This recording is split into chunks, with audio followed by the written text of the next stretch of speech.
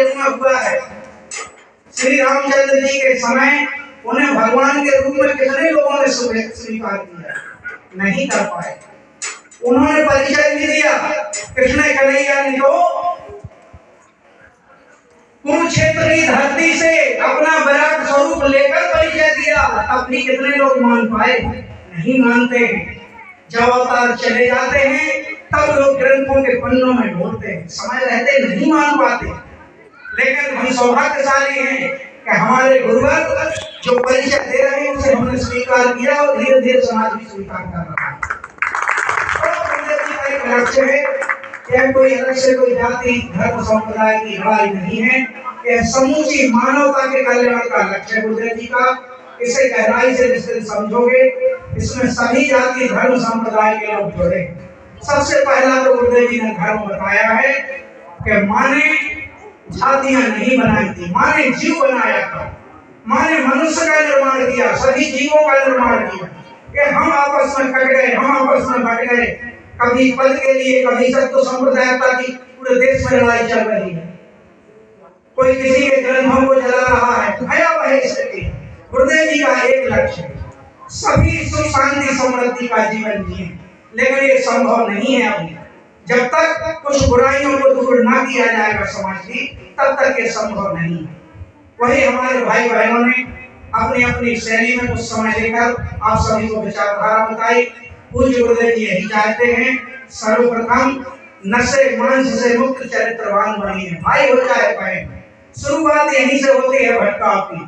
फिर प्रत्येक मनुष्य जो धरती पर आया है जन्म लेकर, कर्तव्य तो अनेकों हैं, लेकिन गुरुदेव जी ने उन कर्तव्यों को 3 श्रेणी में बांटा है कि प्रत्येक मनुष्य का ये धर्म, ये काम तुमको करना पड़ेगा। ये नहीं करोगे तो लाख मंदिर बनवा लो, लाख तीर्थ को चले जाओ, तसल्ली हो जाएगी कि हमने 4 धामों की यात्रा कर दी, पास में तुम्हारे कुछ नहीं रहेगा अगर इन कर्तव्यों का पालन ना किया।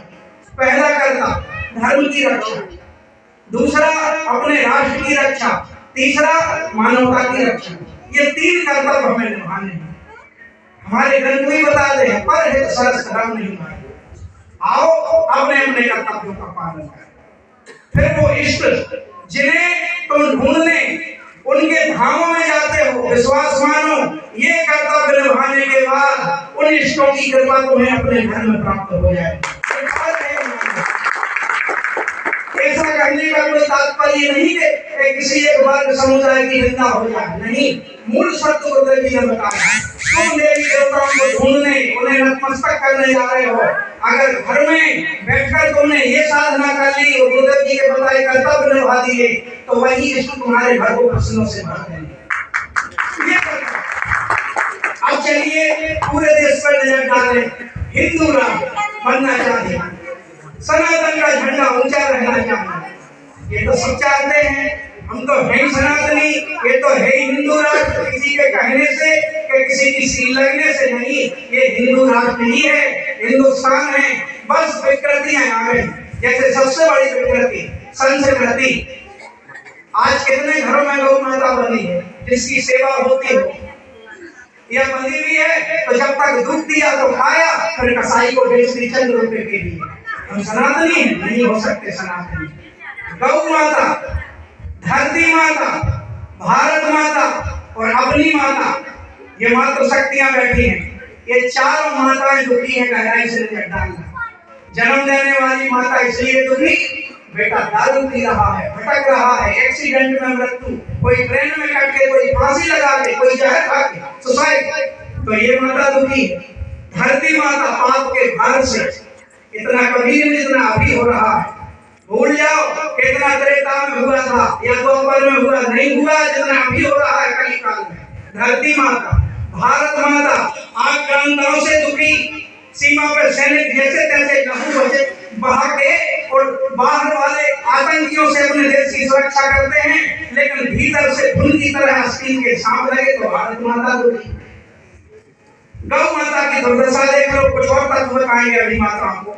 ये 4 माताएं दुखी हैं, इनके दुख कौन मिटाएगा?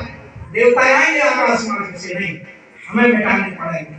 वही गुरुदेव जी कहते हैं, इन 4 माताओं के प्रति कर्तव्य निभा लो, वो जगत जननी जगदम्बा इतना बेदनी जितना तुमने सोचा नहीं होगा।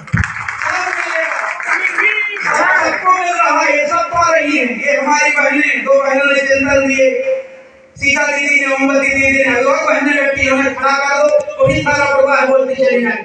ये भी वो कर्तव्य निभा रही है, आप भी निभाइए। बड़े दुख का विषय है कि इन माताओं की कोई पीड़ा समझने वाला नहीं है।